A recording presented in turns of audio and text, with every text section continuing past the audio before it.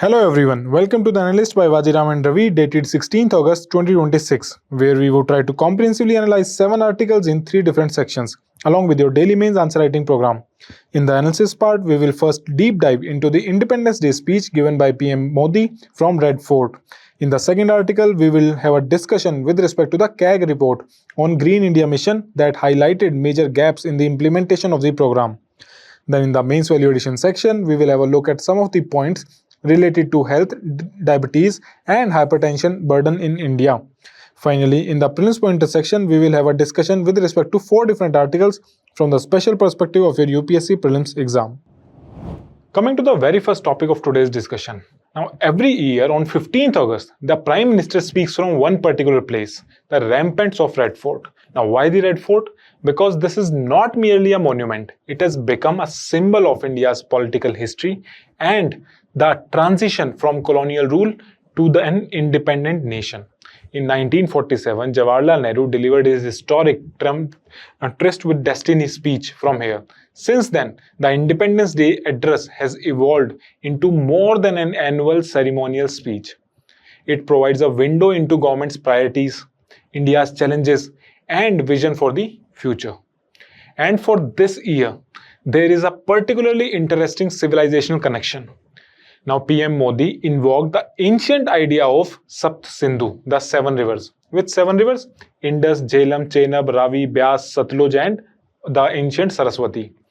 These 7 rivers, and it is said that just as those rivers represented India's civilizational strength, today's India needs a new current of strength to build a Viksit Bharat. Now, he called this new framework as Saptadhara, 7 streams of strength. These 7 streams focus on manufacturing, agriculture and food processing, technology and innovation, infrastructure, connectivity, defense, the green and blue economy, and India's soft power. So there is a beautiful continuity in the symbolism from Sapt Sindhu that nourished India's ancient civilization to Saptadhara that, according to the Prime Minister, should power India towards your Viksit Bharat. Therefore, when we analyze an Independence Day speech, we should not simply ask, what did the Prime Minister announce? We should ask a larger question. What does this speech tell us about India's developmental priorities, challenges, and aspirations of the coming years? And that is exactly what we will decode today in this article. Now, on the occasion of 80th Independence Day, which we celebrated, there were some key announcements made by PM Modi. Now, this topic is important for us because it is part of GS Paper 2, Government Policies and Interventions, and GS Paper 3, Economy, because a lot of economic activities are being talked about here, how India can prosper of becoming a developed economy. Clear? So first we'll talk about the main highlight of the event, which is your Shakti Ki Saptadhara, which, as the PM said, is Shakti Ki Saptadhara, from 7 rivers to the 7-point framework of how India will become a Viksit Bharat. Now, in the coming years, these Saptadharas will drive India forward and take the nation to new heights. What are these Saptadharas? First is manufacturing power, agriculture and food processing, technology innovation. Gati Shakti means faster connectivity. Then you have defense power, which is also called your defense Raksha Shakti, as a specific term given for defense power. Then you have green economy and soft power. Clear? So coming to the very first, the manufacturing. Now, Make in India, a reliable global manufacturing hub. Make in India program we are already going through. On the lines of that Make in India, we want to make India a global manufacturing hub. Until and unless we'll be a global manufacturing hub, we cannot become a developed nation, because we need to export a lot of things. When we'll export something, we'll earn foreign money, then only more and more incoming of money will be there inside India, and then only we can achieve higher per capita income, higher GDP growth, just like what Japan did in 1970s, 80s, what China did in early 2000s. So we have to focus on cost plus quality plus scale. Now, these are the 3 things which have been specifically emphasized by the PM: cost, quality, and scale. That means we have to produce in a lower cost with one of the best qualities and at a scale. Now, the lower cost and better quality can only be achieved when you have large scale, when you gain the benefit of economies of scale. Economies of scale means when you are producing something in very large quantity, that leads to economies of scale, that your incremental cost of production starts reducing down. And we have to maintain no compromise on quality, just like how Japanese products, they are famous in the entire world about their quality. We have to be like that. Only then the world will adopt our products. Then in agriculture and food processing, we have to move from farm to export market. Now what is happening, even if we are exporting something from agriculture, we are largely exporting only the raw material, which does not get enough benefit to the farmers. Now we have to export value added material. For example, if somebody is just sending away, or you can say exporting potatoes, they will not get as much price. But if you're converting those potatoes into potato chips, and then you are branding, packaging, and then exporting it, it will fetch you higher money. Now in this regard, we have to leverage our free trade agreements to expand the agriculture export. We have recently signed FTAs with Australia, UK, European Union. We are in the process of signing one with the USA. Now, one interesting fact is, we discussed in one of the analysis that we are now exporting makhanas to Australia. Now that is also something value added, because we are not simply sending raw makhanas, we are sending products out there. So that is also one of the you can say achievements of India's agriculture sector, because 85% of the makhanas production in India happens in Bihar. And if farmers from Bihar are getting remunerative price for their products, their wellness will increase, the per capita income of the farmers of Bihar will increase, overall prosperity will occur in the region of Bihar and Mithila. Clear? We have to promote millets, spices, fruits, flowers, and traditional cuisine as global brands. Now, in the name of globalization, we have forgot that millets are a superfood. They are so nutritious, they are light on our stomach, and they provide us all the requirements which our body need. But we have, because of monoculture or whatever, we are completely shifted towards wheat and rice. Now we have to again promote millets, because since the entire world is now becoming more conscious about health, millets is a, you can say, very good quality superfood for those people who look about their health. In this again, we can have value added products like ragi biscuit, jawar atta, all these things. Third one is technology and innovation. We have to focus on AI, quantum technology, robotics, space, and data centers, and become a global innovation hub. Now, in this regard, government has also taken some steps. We have set up incubation labs, a lot of them, to make India a global innovation hub. Higher spending on research and innovation was also part of the new education policy of 2020. Clear? The fourth one was Gati Shakti. Now, Gati Shakti talks about seamless, high-speed multimodal connectivity, high-speed rail, highway, inland waterways, airport logistics, hubs, and ports. A port-led development, as we have discussed in Samudramala project. Clear? Now, coming to the fifth part, which is about defense power and your Raksha Shakti, achieving Atmanirbharta in defense, developing next-gen development technologies. Now, how we'll achieve Atmanirbharta in defense? We are right now having aim of producing more and more within the country. We are one of the largest importers, along with Saudi Arabia, of defense from Russia, France, UK, USA. But more and more indigenization list is being developed by the government. The auto ancillary companies, which were earlier developing products for the auto OEMs, now they are developing products for the aircrafts. Now we have to further increase this level. Now, in the same regards, I think in this week, Reliance has joined hands with Rolls-Royce to make engines for the jet planes.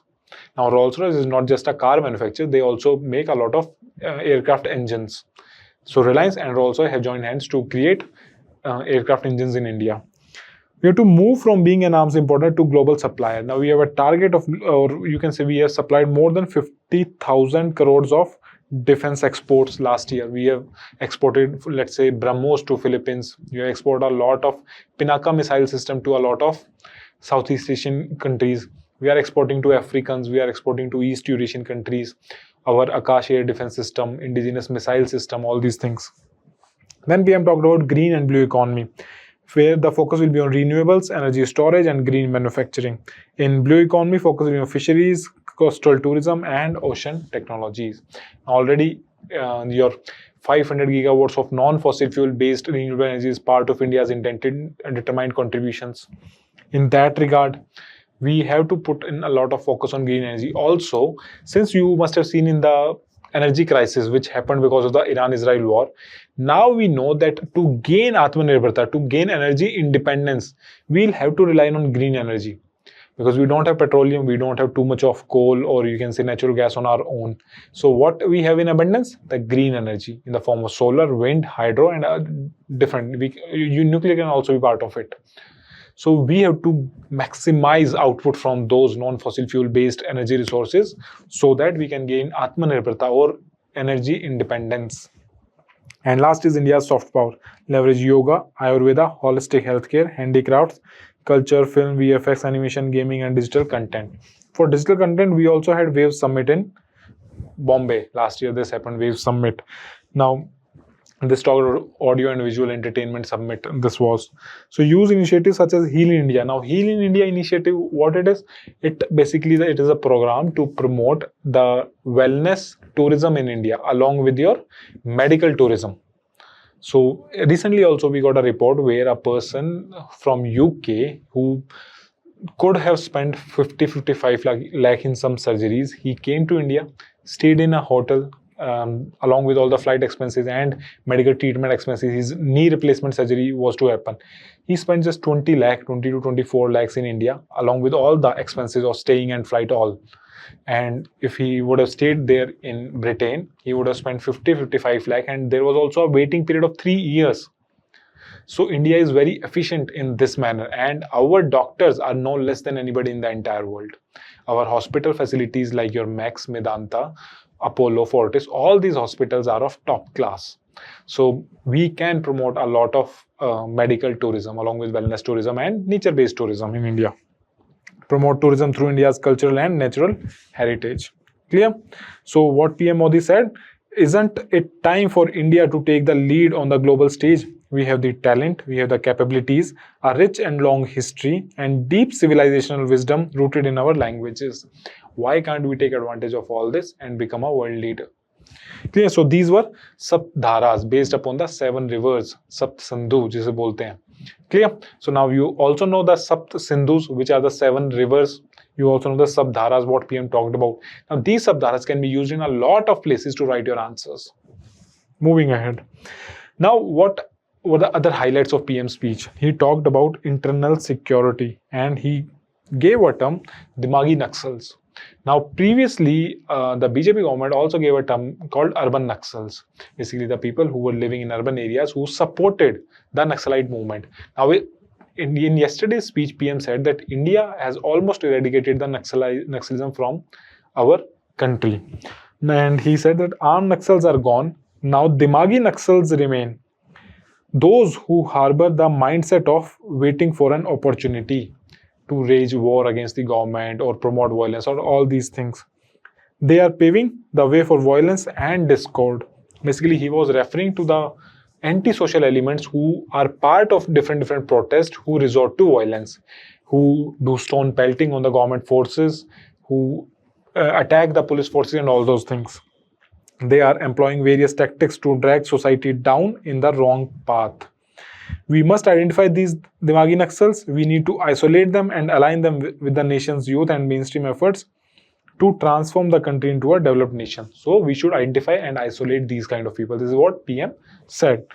So he warned about what he termed Dimagi Naxals people he described as retaining Maoist ideology and potentially encouraging violence. Clear? The goal is to prevent ideological extremism from influencing youth and development so that the youth does not go that way of violence. He said Naxalism has affected large parts of India for decades and cited more than 3,500 security personnel have been killed in fight against the Naxalism. And a lot of your paramilitary forces, armed forces, state police forces and civilians have been killed in fighting with the Naxalite movements. You must be knowing about the Red Corridor. If you do not know this term, do a Google search and look at the map which was affected by Naxalism. The area which was affected by Naxalism was called the Red Corridor, which spanned roughly around 10 states in India. Now the area has been reduced and mostly the Naxalism has been eradicated. And he claimed areas previously affected by Naxal violence are now witnessing development. Clear? So he talked about the end of Naxalite movement, the armed movement, and he also gave a reference to Dimagi Naxals. Coming to the next important thing, what he talked about, India's economic transformation. He said that India has moved away from fragile five of the world's fastest growing major economy. India has come a long way in the last 12 years. So earlier, the fragile five was a term given to those countries which were five major countries which were lagging in growth, which are having slow economic growth. But now, PM said that India's earlier position among fragile five, and they said that it has now been changed to the current status as a fastest major economy. Now, what do you mean by fastest growing major economy? Among the large countries, India is the fastest growing. China is probably behind India. For last 2-3 decades, China was the largest, or you can say fastest growing large economy. But because of its size, now growth rate of China has been slowed down, and India is among the world's largest, or you can say fastest growing large economy. He linked economic transformation with the goal of Viksit Bharat by 2047. And he cited growth over the period. Now, you can use these data in your answer writing. How? See, basically the PM highlighted what the government has achieved in the last 12 years. He said that the defense production is now 4 times higher as compared to the 2014. 4 times higher defense production. This also includes higher amount of defense exports. Clear? Now, electronics manufacturing has been increased by 7 times in the last 12 years. Similarly, modern railway coach production 21 times. The railway coach, and you can say the railway wheels, mostly they were procured and imported from other countries. But now most of the coaches, let be metro coaches or the railway coaches, they are produced within India by companies like Jupiter Wagon, Titagarh Wagon, all these. And now the wheels are also being assembled in India. Now wheels require a lot of strength, a lot of technology, precision. Now, because of companies like RK Forging, they are developing these wheels in India. Clear? You have internet users, which has increased 4x, and you have digital transaction, which increased 100x. Now, mostly it happened after the demonetization. And he said that India has begun production at 3 semiconductor plants, with more expected in near future. So that means for the latest cutting edge technologies, the semiconductor chips, we have also started manufacturing. We have Tata plants, Keynes Technologies plants at different places in Assam and Gujarat, which are producing these semiconductor chips. Clear? Then he talked about MSMEs, micro, small and medium enterprises, and how they can take benefit of the FTAs India is doing with the other countries. He said India's stable government, vibrant democracy and strong institutions are earning global recognition, which is reflected in India's free trade agreement with nearly 40 countries since 2014. So the stable government, your vibrant democracy and strong institutions, they are required for any foreign MNC to come and set up their factory, or you can say their commercial operations in India. Because if there is no stability, nobody will be willing to come to India and set up their commercial units. Clear? So MSME should use opportunity created by FTAs. Aim should be to make Indian products globally competitive. And how we'll make globally competitive, as we discussed previously, by having good quality in lower cost and manufacturing at scale. Cost, quality and scale. So what will the key export sectors where our focus will be? Textile, machinery, pharmaceutical, fisheries and food sector. Now why specifically this? See, textile is a major employment provider to a lot of people, to millions of people, and especially to the women. A lot of women are employed in textile sector. Clear? Firms must compete on cost, quality and scale, as we have discussed. The ambition which is mentioned by the Prime Minister is that 50 Indian companies should be there in Fortune 500. One major bank of India should be among the top 5 banks. It can be either SBI or HDFC. Okay, an Indian bank among the top 5. Then Indian pharmaceuticals, again among the top 5, which can be US, Sun Pharmaceuticals, Cipla, Lupin, a lot of companies. Then Indian technology companies becoming globally recognized brands. Although technology companies, they are still small in India, we require, what problem in India is that we mostly do incremental innovation. We don't do disruptive innovation. Now there's a difference between disruptive innovation and incremental innovation. Disruptive is something completely new, like let's say internet, computer, smartphone, AI. But we do incremental innovation. Okay, somebody has invented AI, now we'll create tools over AI. So that will not take you forward, the higher amounts in the value chain are given to the people who create disruptive innovation. Clear? So this is what he said, how MSME should take benefit of the FTAs India is signing and export more and more to gain out of it.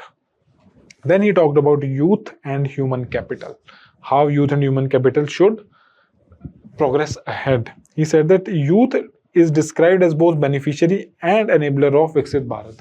That if India will become a Viksit Bharat, the youth will get benefit of it. He will get all the opportunities of the world. Also, at the same time, the youth is the enabler of India being a Viksit Bharat. He has to work hard so that India becomes a Viksit Bharat. In this regard, we have to utilize our demographic dividend. The young population in the working age, they have to put in extra efforts to make India a developed nation. Clear? Then he talked about providing free online coaching for competitive exam to a lot of students.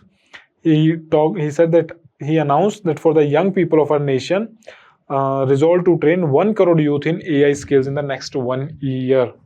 So there is a lot of, you can say, misinformation or anxiety in the mind of youth that how will they get job in the times of AI? How will they learn things? So the government is working towards providing AI-based skills to 1 crore youth. And he also said, I have full confidence in the Yuva Shakti. The resolve of this Yuva Shakti will make the journey of Viksit Bharat a grand success for India. Clear? He also talked about nationwide sports and talent hunt for children aged 5 to 15 years. Now, why sports talent hunt is important? Because see, if you'll allow children to come only to the normal channel, first they'll go to the district level, state level, national level, then they come to the center level. Not everybody has the opportunity to go through this because sports is an expensive profession. You require a lot of money to play sports. You require a lot of money for nutrition to take care of your body. So if the government identify people having talent from 5 to 15 years, government can pick up in the early age, government can take care of their finances, their nutrition, their health and their medical requirements. So in this regard, sports talent hunt is absolutely important for India to perform well in future Olympics. Clear? Also the 2030 Commonwealth Games will be happening in Ahmedabad, India. So we had to have a good performance there also. Then focus on identifying and nurturing sports talent early and greater emphasis on women's participation in sports, science, technology, and engineering and mathematics, civil aviation and armed forces. So women's participation will be increased in all these fields and women will be encouraged on the lines of Beti Bachao, Beti Padhao. Clear? Then coming to the next point where PM emphasized upon semiconductor, nuclear power and strategic self-reliance. What did he say? For the semiconductor, he said that production has begun at 3 semiconductor plants, as I told you, in Assam and Gujarat. 5 to 8 additional plants will be coming up in few years in the country. For nuclear energy, there is a target of 100 gigawatts of nuclear energy by 2047. Right now, how much we are producing? 8 to 9 gigawatts. Clear? So we'll increase it more than 10-11 times. And then 5 new reactors expected to become operational by the next 6-7 years. For this, we have also brought in Shanti Act. Government is emphasizing on national nuclear mission. Government is putting focus on small nuclear plants. There are multiple small nuclear plants which are safe and better, you can say better utilized. Then strategic self-reliance, reduce dependence on external sources for critical technologies, energy and defense. Again, for energy, we are going towards green energy. For defense, we are going towards indigenous manufacturing. And for critical technologies, we are trying to build up processes. So challenging global order is pushing countries toward greater self-interest and strategic autonomy. Now, it looks like the era of globalization is on a decline. More and more countries are working for their own interest. Clear? And warn that resources such as petroleum, medicine, chips will be weaponized in future. And from petroleum becomes the fertilizers, from natural gas become fertilizer. And if these things will be weaponized, let's say the fertilizers are weaponized, the entire agriculture sector can come at a standstill. When Sri Lanka, they tried to shift from fertilizer-based farming to organic farming, their production stopped completely, or you can say it drastically reduced, not exactly completely stopped, because once you convert from conventional fertilizer-based farming to organic farming, your production dips initially very much. So we can face such kind of food insecurity also in our country along with energy insecurity. Clear? So this is what all PM talked about. They said it is our conviction that India must not be dependent on other countries. We must become Atmanirbhar. We have to strengthen our capabilities and protect our national interest. Fine. Now, what you guys have to remember, now this speech can be used in multiple ways. It can be used on a lot of places in writing answer. There were some key terms also which you can use. For example, Viksit Bharat at 2047. These terms, if they are reflected in your answer, you will have a better chance of scoring higher marks. Shakti ki Sapdhara, what PM gave this name. Cost quality scale for better manufacturing. Farm to export for agriculture. AI, quantum technology, robotics, space for technology. Gati Shakti plus multimodal connectivity. Atmanirbharta in defense plus defense exports. Green and blue economy. 1 crore AI skilled youth. 100 gigawatts of nuclear capability or capacity by 2047. So these are the terms which you should keep in your mind. Clear? Now these are some of the quotes used by PM from Red Fort. He talked about how India transforms fragile 5 to a fast-growing economy, and how the world has stopped talking about globalization. More and more inward-looking scenarios are becoming in the countries, and 5 nuclear reactors. Railway electrification is an important topic which PM talked about. He said that in the last 90 years, the railway electrification only reached up to 30%. And now the government has completed the rest 70% of railway electrification within the last 1 decade, in the last 10 years. So a lot of push has been given by the government on railway electrification. Clearly, last also almost we have discussed. Also, he said before 2014, the piped gas, the PNG gas through, let's say, IGL, Indraprasth Gas Limited in Delhi, he said it was available in just 70 cities. In the last 12 years, we have expanded piped gas to 700 different cities in India. Clear? So that's it from this topic. Now make sure you write this answer, that India aspires to become a developed nation by 2047. In this context, discuss the major structural and emerging challenges that could hinder this growth. Coming to the second topic of today's discussion. Now, when we talk about climate change, we usually talk about solar energy, electric vehicles, and reducing emission. But there is another side of climate action, absorbing the already present carbon into the atmosphere. And here the forest becomes extremely important. India has committed to creating an additional carbon sink of roughly 2.5 to 3 billion tons of carbon dioxide equivalent by 2030 through additional forest and tree cover. Now, the Green India mission was designed as one of the key instruments to achieve this particular objective. But a recent CAG audit tells us that the problem is not merely setting environmental targets. The real challenge is funding them, coordinating between the different agencies, and monitoring their implementation. Now, in this regard, we look at this topic which says that CAG audit has found out that Green India mission, it has highlighted major gaps in the implementation, including significant shortfalls in forest and tree cover targets. Now, this is important for us because it is part of GS Paper 2 Governance and GS Paper 3 Environment. Clear? Now, first we should know what is Green India Mission.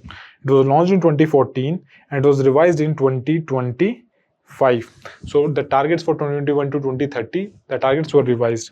Basically, if you look at these new targets, the revised Green India Mission, the core objective was to retain and strengthened, and India's NDC targets under Paris Agreement were aligned with the Green India Mission. What were NDC's target? Create additional carbon sink and all those things. Then strategic focus on micro-environment approach was there. It focuses on micro-environment approach targeting valuable landscape and ecosystem that need further, or you can say, focused restoration and protection. Now, the key landscape which were to be focused and targeted under this revised Green India Mission, they were your Aravallis, Western Ghats, Himalayan region, the mangroves, and arid regions of northwest India. We are also creating a great green wall along the Aravalli deserts, or you can say Aravalli mountains, so that the desert does not expand to the eastern side. Now, this was the revised Green India Mission. It was implemented by Ministry of Environment, Forest and Climate Change, and part of India's National Action Plan on Climate Change. Now, under this national action, this is an umbrella program, National Action Program on Climate Change. We have a lot of different, I think there are 8 different programs under this National Action Plan on Climate Change. Make sure you have a look at this. The core objective of this was to protect, restore and enhance India's forest cover while improving the ecosystem services and livelihood coming from the forests. enhance carbon sequestration, improve forest-based livelihood. These were included in the revised Green India Initiative. And the target for afforestation and restoration was over 24 to 25 million hectare. Earlier, this target was just 5 million hectare. We revised it to 24 to 25 million hectare of revival of land. Clear? But what the CAG report has found is that there are a lot of implementation gaps in this particular initiative. The audit period, which the CAG did audit for the period of the last 10 years from roughly 2015-16 to 25, and the coverage of 16 states and UTs. Now, what did the CAG audit actually find? First is that massive shortfall in forest cover implementation, or you can say improvement. The target was to improve quality of forest cover over 1.4 million hectare, and there is 91% shortfall. A shortfall of 91%. Now, again, listen, this is not as if we have achieved 91 and just 8-9% shortfall is there. It is shortfall of 91 to 92%. Such a big shortfall over 10 years period, and a lot of money has been spent on these programs. Now, where did that money go? No accountability. Then shortfall in tree cover improvement. The target was to increase tree cover by 1.4 million hectare, and again there is 97 to 98% shortfall in increasing the tree cover. That means on new area we had to plant some trees, and we planted just this much in the entire area. 97 to 98% shortfall. Inadequate funding. They said the Green India Mission, it failed to secure the 10,000 crore proposed funding support as said by the government. Government proposed different mechanisms to get funding. By government's own support also, different budgetary supports, but later on the government didn't provide enough funding for this program. Then you had poor convergence. The planned convergence with other programs such as compensatory afforestation fund management, then National Rural Employment Guarantee Act, which is now Vajiram, your Nagar Van Yojana, and School Nursery Yojana. Now these all programs have to be integrated into Green India Mission so that more tree cover, more trees can be planted. But this convergence is also not happening very well. Was not effectively achieved, this convergence. And example, forest restoration requires coordinated funding from multiple programs, but silos based implementation weakened the outcome. Silos based means every program is working on their own in silos, that is independently. They are not converging together. Just there is a saying in Hindi which says that ek aur ek milke 11 bante hain. That means 1 and 1 together becomes 11. It talks about convergence, how when different programs, different people, different things, they converge and they becomes large. Clear? So this is not happening. What else the audit report found? There is weak monitoring of the Green India Mission. It makes it difficult to determine whether plantation actually results in survival and healthy forest. Now, you cannot just plant saplings and go away and think that it will grow on its own. You have to take care of those plants so that to convert it into a proper grown tree. So there is weak monitoring. There are financial management gaps. 8 states and UTs, they did not maintain annual accounts. Now, you are smart enough to guess why somebody does not maintain annual accounts: to siphon off funds, to do corruption. And in some other cases, accounts were unaudited or contained discrepancies. Clear? So these were some of the issues, major issues which were highlighted by the CAG report. Now, why this implementation in Green India Mission weak? What are the exact reasons? So the reasons found out were, first were funds. That adequate funding was not there. Inadequate funding was there. Whatever was required was not there. Then you have fragmented government, or you can say governance, different departments, different programs, they're working in silos. You have weak monitoring. Focus is just on plantation and not on survival and ecological outcome. Then you have poor institutional capacity, lack of technical experts, few staff, insufficient training to whosoever is planting. You have lack of convergence between different programs. You have financial management problems, delays in fund utilization, weak accountability, inadequate financial control in the hands of people. So all these are the issues why this program is not being implemented very well.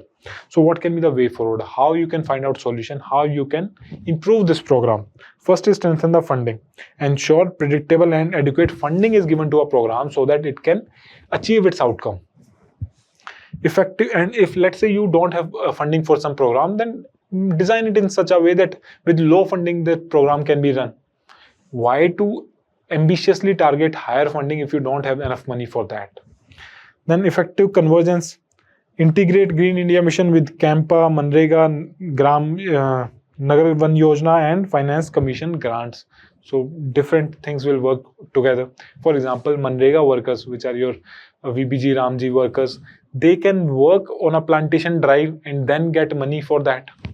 Clear? Outcome based monitoring, shift from how many trees were planted to how many survived and improved the ecosystem quality. So we get a lot of headlines and news that so and so plants have been planted in this area. Rather than focusing on how many seeds we are planting, focus should be on how they are growing well, how is the quality of forest which is growing on that particular land.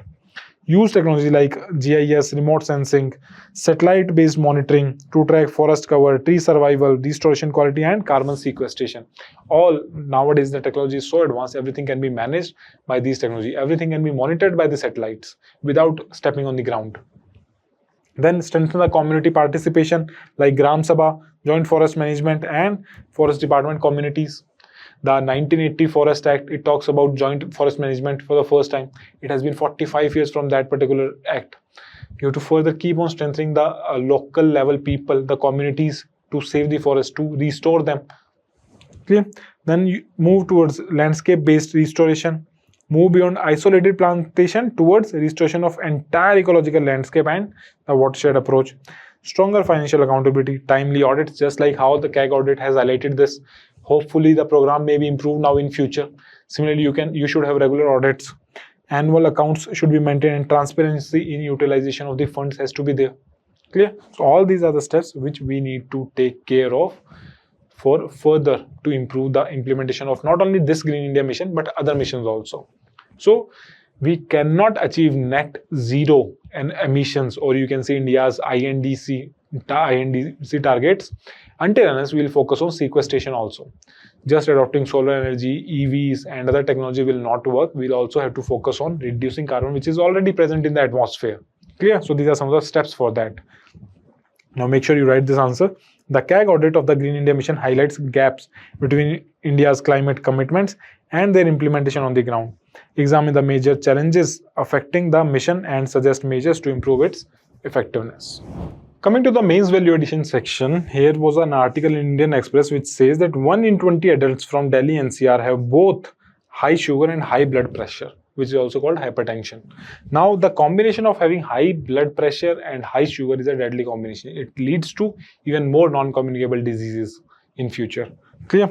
So what we'll see in this regard, your integrated preventive healthcare and NCD burdens in India.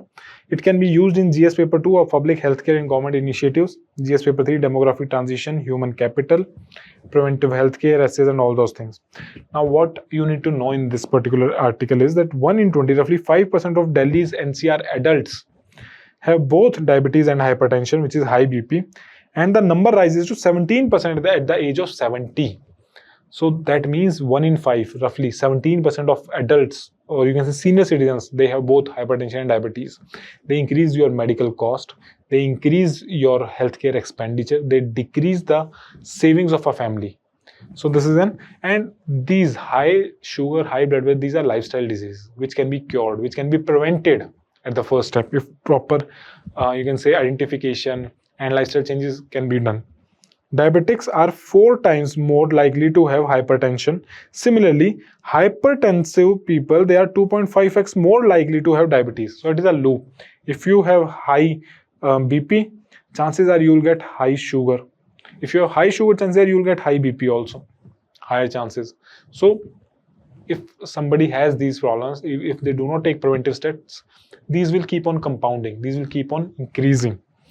The non-communicable diseases, they cluster together. Diabetes plus hypertension increase risk of heart disease, strokes, kidney disease, all these. So all the non-communicable disease, they come together. And the cost of curing these diseases is very high. Not all in India have either government-based insurance or private insurance. So out-of-pocket expenditure is a very big expenditure. It is generally said that you are just one hospital bill away from slipping into poverty. So aging, urbanization, sedentary lifestyle, poor diets are accelerating India's NCD burdens. Now, I remember a fact that in 1991, there were roughly 14-15% was the burden of non-communicable disease, which has now increased to more than 1/3. more than 33, it is roughly around 35-37%. The entire disease burden, just non-communicable disease has such a large burden. Clear? So now you understand the term non-communicable disease clustering, how these will lead to other health, heart-related issues, strokes, and kidney-related issues. And these are the reasons: aging, urbanization, sedentary lifestyle, poor diet, all these. So what needs to be done? Prevention over cure. That means rather than going for cure of the disease, that you treat it, why not prevent it in the first step? Shift from episodic treatment to regular integrated screening. You should have integrated screening. How? Check blood sugar plus blood pressure together, primarily among adults of 40 plus age. Now, most of the parents, or you can say adults in your family, they should undergo almost every year, at least once, they should go the entire body checkup. In India, this checkup, or you can say screening, is not done properly. So that's why people get to know about these problems once they have reached to a higher level. Clear? Then behavioral change is required. Awareness alone is insufficient. You require medication adherence and lifestyle modification. So there are people who are aware, still they do not adhere to the medication and lifestyle changes. They are like, I have seen a lot of people who say, koi nahi 5 saal pehle mar jayenge, but hum to meetha khayenge. So this is not a valid argument to give. So awareness only is not required. You also need to have medication adherence. You have to stick to the medicines, and you have to make lifestyle and behavioral changes into your living pattern. And then societal determinants or social determinants: diet, physical inactivity, smoking, alcohol use, and obesity contributes to significant anxiety. All these have to be reduced, have to be managed somehow. Clear? So according to the Lancet Healthcare report in 2024, the largest number of adults with diabetes were found in China. So China was in number 1 of having largest adults with diabetes of 148 million. India was second with 90 million, and USA on third with roughly 40 million. So India was having the second highest population of diabetic people. Then hypertension burden in India was 220 million. 23% of the adults, and within them, the male adults having high BP or hypertension, they are higher with 24%, and females with hypertension or high BP, they are 21%. And over 90% of the affected adults, they are either undiagnosed or untreated, or they are treated but unconditionally, or you can say uncontrolled. So their complete treatment has not taken place. They have taken partial treatment, or they are not aware, or they have not taken any treatment. 90%, such a huge number. So more than, you can say, 22 crore people have hypertension in India. Understood? So these are some of the mains value addition which you can use in your mains answer writing. Coming to the first prelims pointer, it is regarding Bar Council of India. Now, when the Nalsar University students in Hyderabad, they said that we will not take degree or from the Chief Justice of India, or they said that we don't want CJI to be the chief guest in the convocation of our university. The Bar Council of India chairman, he said that I request the state bar councils to not give license to these graduating lawyers. So it created a controversy where again the Cockroach Janata Party, they started protesting against this, and the order was withdrawn by the Manan Kumar Mishra, who was the chairperson of Bar Council of India. He apologized to the law students and said that this action was taken in a haste, and he took back his order. Now, in this regard, you must know what is Bar Council of India. It is a statutory body established under Advocates Act of 1961, the Bar Council of India. The nodal ministry for its, it is Ministry of Law and Justice, but it does not work under Ministry of Law and Justice. BCI, Bar Council of India, is an autonomous statutory body, is not an attached or subordinate office to the Ministry of Law and Justice. Clear? So Ministry of Law and Justice, you can say it is a nodal ministry, but does not directly govern the Bar Council of India. The composition is your Attorney General, which is the first law officer of the country, and Solicitor General, who supports the Attorney General. They are ex officio members. Then you have a chairman and a vice chairman. They are elected by the members of the Bar Council of India. Clear? And I think the Manan Kumar Mishra, he is chairman of the Bar Council of India from last 12 years, if I'm not wrong. Earlier, Kapil Sibal was also the chairman of Bar Council of India. Then you have state bar councils. Bar Council of India is the apex statutory body over the state bar council. State bar council, they primarily enroll advocates and maintain their roles or their names. Clear? Now, what are the functions of Bar Council of India? They establish guidelines for the advocates' professional conduct and their decorum. Then they establish mechanism for disciplinary committees in case of any action by the lawyers. They protect the advocates' rights, privileges, and interests. They work for the advocates also. They encourage and assist the reform in the legal system. They deal with and resolve any problem that the State Bar Council may refer to. Inspect and visit universities and direct the State Bar Councils also, that you also visit the universities and look after their matter. They organize poor people's legal aid. They have the responsibility, and they recognize foreign legal qualifications gained outside of India for the purpose of admission or as an advocate in India on the reciprocal basis. And they also prescribe standards for the law education in India into the universities. Clear? So Bar Council of India is an important statutory organization. Now, right to practice. Under the Advocates Act, an advocate enrolled with the State Bar Council can practice throughout India subject to applicable rules. So every, you can say, advocate, they have to take license from any, or you can get registered with any State Bar Council, and then they can practice anywhere. Clear? There is an important distinction between Bar Council of India and High Court, Supreme Courts. The Bar Council of India, they regulates the legal profession and legal education. The legal profession and the legal education, whereas the High Court and the Supreme Court, they exercise judicial function. Bar Council of India is not a court. Clear? They are a kind of a regulatory body which looks after the legal profession and education. Clear? So this is Bar Council of India. What can be the exam traps here? Bar Council of India is a constitutional body. No, it is a statutory body. Bar Council of India is a government department under the Ministry of Law. No, this is a autonomous body. It is not attached to the Ministry of Law and Justice, although it is under them, but works separately. Then BCI directly enrolls advocates in every state. No, they do not directly enroll advocates in state. They advise the states to enroll the students. BCI regulates judges. No, they do not regulate judges. They regulate the lawyers and the legal profession. Then BCI conducts the judiciary exam in India. Again, this is wrong. It is not BCI which conducts the judiciary exam.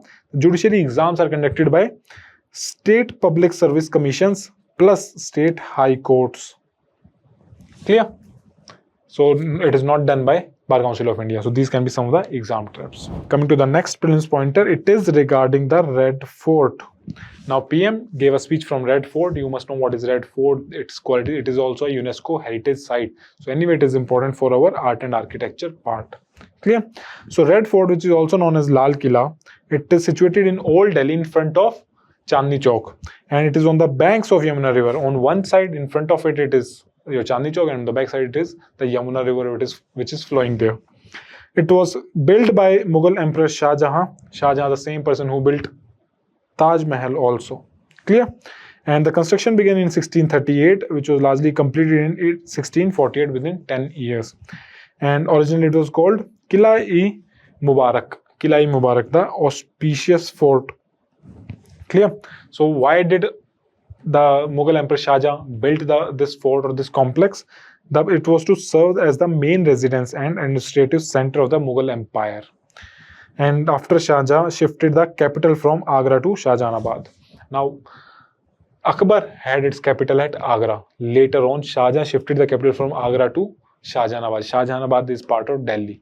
Shahjahanabad is one of the 7 cities which together form Delhi. Clear? So the entire area around Chandni Chowk, Jama Masjid, Red Fort, all this, it was called Shahjahanabad. Clear? The architecture, it is primarily designed by Ustad Ahmad Lahori and Ustad Hamid, and mainly built in red sandstone. The Agra fort is also built in red sandstone. The Fatehpur Sikri fort is also built in red sandstone. So it was primarily, this is your red sandstone, which is highly used in this construction. Clear? What else you need to know? What are the important structures inside? You have Diwani Arm. This is your Diwani Arm here. Diwani Arm. What was it? It was a hall of public audience where public used to come and meet to the emperor. Emperor used to sit in a balcony and public used to talk to him and put their grievance in front of them. Then there was Diwani Khas, the hall of private audience. This was Diwani Khas, hall of private audience. Here mostly the guests of the emperor, the mantris, the wazirs, all these, they had their meetings. Then you have Moti Masjid, which was built by Aurangzeb. Moti Masjid was a, you can say, personal mosque of the emperor. You have Rang Mahal. Here it is Rang Mahal. Rang Mahal was a, you can say, colorful palace to live for the largely your queens. Then you have Nehri Bisht. It was a stream of paradise. Nehri Bisht, basically a stream was taken from this Yamuna river. It was brought in through the Red Fort. This was called Nehri Bisht. Okay, a stream was created where the Yamuna water was diverted and it went through the fort. It gains UNESCO World Heritage Site status in 2007. So it is important, along with Qutub Minar complex in Delhi, Humayun Tomb, and Red Fort. I think these are the three complexes in Delhi which have the World Heritage Site status. And it became an important center during the revolt of 1857, which is also known as the India's first revolt for independence. Bahadur Shah Zafar II was the last Mughal emperor who was tried by the British after the revolt. Two of his sons, they were captured by the British. They were shot point blank at this fort, the gate of this fort. And your Bahadur Shah Zafar, he was tried and then he was sent to a jail in Rangoon, where he later on died. So Red Fort versus Agra Fort. Agra Fort is mainly built or developed by Akbar, though the later Mughal emperors modified it. And Red Fort of Delhi was built by Shah Jahan. Clear? So you must know these some of the important things. You have Salimgarh Fort on the right side of this fort. Then you have two important gates, Lahore Gate and Delhi Gate here on the Red Fort. Clear? So these were different structures found in the Red Mall. Whenever you guys get time from your studies, go and visit Red Fort once. Then what can be the exam trap say? Red Fort was built by Akbar? No, it was built by Shah Jahan. Red Fort is located on the banks of Ganga? No, it's banks on Yamuna. Red Fort was originally built as British military fort. No, this is wrong. It was built as administrative center and residence of the Mughal Empire. Red Fort complex became a UNESCO World Heritage Site in 2014. No, 2007. Then Prime Minister hoists the national flag at Red Fort on Republic Day. This is wrong. On Independence Day. And sometimes what happens, these kind of statements, while in exam, we read them on the go on a very fast manner and we take them right. So always make sure while reading anything, you underline things simultaneously in the exam. In the paper, it is said that you cannot write anything, but at least you can mark and underline. Then Moti Masjid inside the Red Fort was built by Shah Jahan. No, this is wrong. It was built by Aurangzeb. Okay, Moti Masjid by Aurangzeb. Clear? So these can be some of the exam traps. Coming to the next topic, it is regarding Vande Mataram. Now, government has, or you can say specifically the Ministry of Home Affairs, they have put in some guidelines regarding how you will sing the Vande Mataram song, which is our national song. So in this regard, there was some controversy. So we don't have to go into the controversy. What Congress did, what BJP said, we have to look about Vande Mataram. It was in news, so it becomes important for us with regards to the prelims, and it is part of our modern history. Now, Vande Mataram, it was basically written by Bankim Chandra Chattopadhyay, and originally it was composed in Sanskrit, but in Bengali script. So it was something like Sanskritized Bengali, in which it is written. And it appeared in his novel Anand Mat. Clear? Anand Mat in 1882. Although he wrote it in 1875-76, but it was later published in Anand Mat in 1882. The meaning of Vande Mataram is I bow to the mother. Clear? The mother refers to the motherland, that is India. And it has a status of national song of India, whereas Jan Gan Man is the national anthem. So always remember this distinction between national song and national anthem. Jan Gan Man is national anthem, whereas Vande Mataram is national song of India. Clear? And first public performance was done, the poem was sung by Rabindranath Tagore in the Congress session of 1896. And I think this session was happened in Calcutta, if I'm not wrong. 1896 session. Clear? So there was also an amendment act. Now this act, the Prevention of Insults to National Honor Act of, I think, 1971. For that, an amendment act was brought in 2026, which said that Parliament passed Prevention of Insult to National Honors Act 2026. The bill was moved by Minister of State for Home Affairs.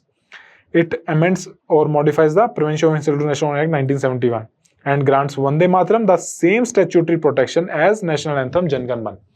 Now both national anthem and national song, if they are not respected or if they are not treated well by somebody, they can face criminal charges, imprisonment up to 3 years and fine, or both. Clear? So insulting Vande Mataram is now a punishable offense, up to 3 years imprisonment or fine, or both. So you cannot insult national flag, national anthem, national song. So, what was the controversy? There is a controversy regarding this Vande Mataram, that it says that some of the verses or stanzas in this song, they reflect religious sentiments. So they reflect the Hindu religion in the end. So that's why some of the Muslim leaders have objected to making Vande Mataram as the national song.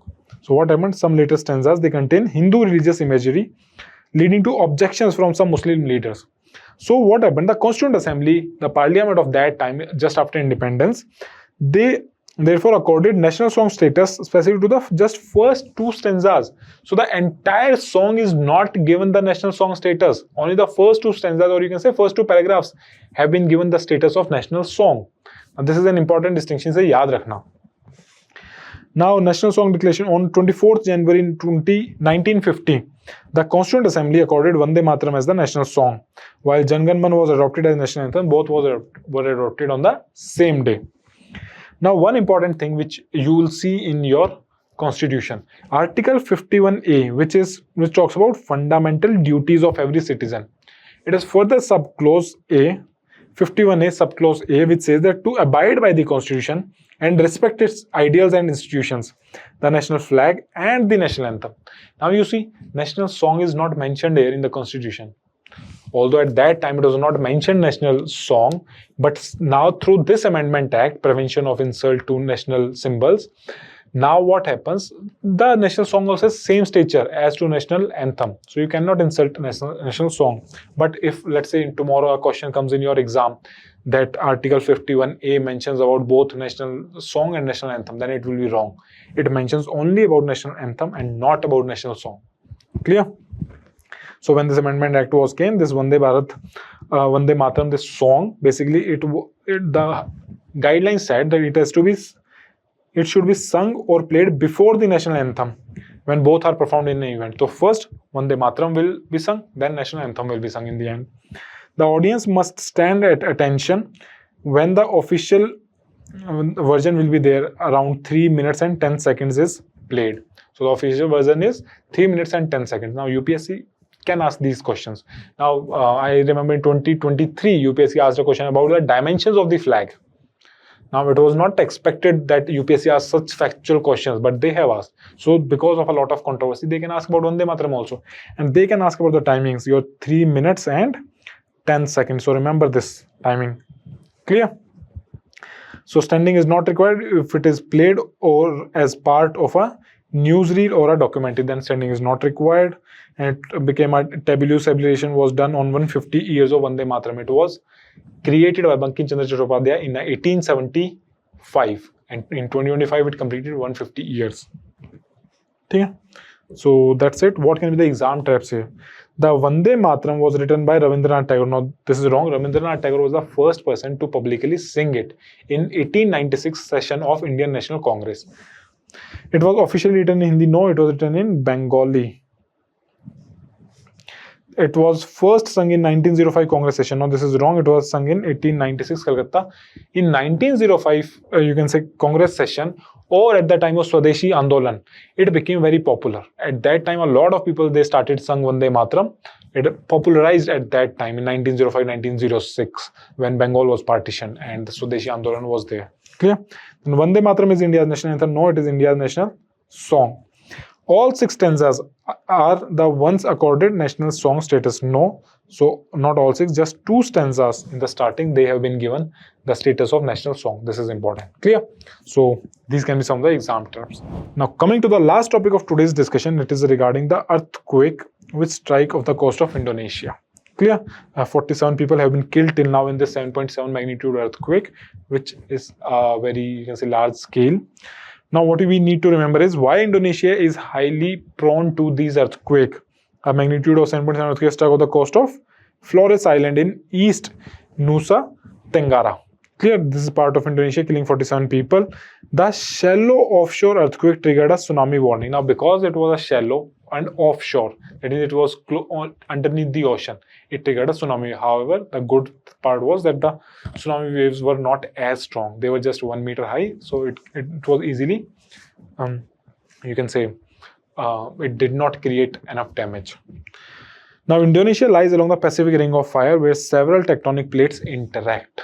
Clear? So before moving ahead to the Pacific Ring of Fire, we should first see what is the link between earthquake and tsunami, how an undersea earthquake will lead to tsunami. Now, not every earthquake will lead to the tsunami waves. There are some specific conditions required for an earthquake to convert into tsunami waves. Now, whenever an earthquake happens, the tectonic plates, they suddenly release a lot of energy. When these energies are released, the undersea rupture happens between the plates and faulting oceans on ocean floor. Then significant vertical displacement of sea floor happens. When rupture of two plates moves like this, a lot of water gets displaced over those plates. And when the displacement happens, sea floor moves up and down. So displacement of water column, entire column gets displaced, and then tsunami waves are generated. Large volume of water is pushed up and down, and tsunami waves are created. Waves propagate across the ocean and inundate the coastlines. So now you understand, only when there is vertical movement of blocks or plates underneath ocean, and when they, you can say, shift a large block of water, then tsunami waves are generated. So some conditions for this are that the earthquake should be shallow. Shallow means less than 70 kilometer depth. It should be large magnitude, above 7 largely. Only then it has so much of power to generate waves. It occurs beneath or near the ocean, so that water displacement happens. If let's say it happens in Himalayas or Delhi, it will not cause any tsunami. And significant vertical movement of the seabed should be there, the movement of seabed, so that water displacement happens. These are some of the conditions for tsunami waves in case of an earthquake. Now, what is Pacific Ring of Fire specifically? It is a horseshoe-shaped zone of intense tectonic activity surrounding the Pacific Ocean. We'll look this through the diagram. Mainly due to subduction of oceanic plates beneath the continental or other oceanic plates. Now, what is happening in the Earth's crust? It is divided into so many plates. You all must have studied in geography.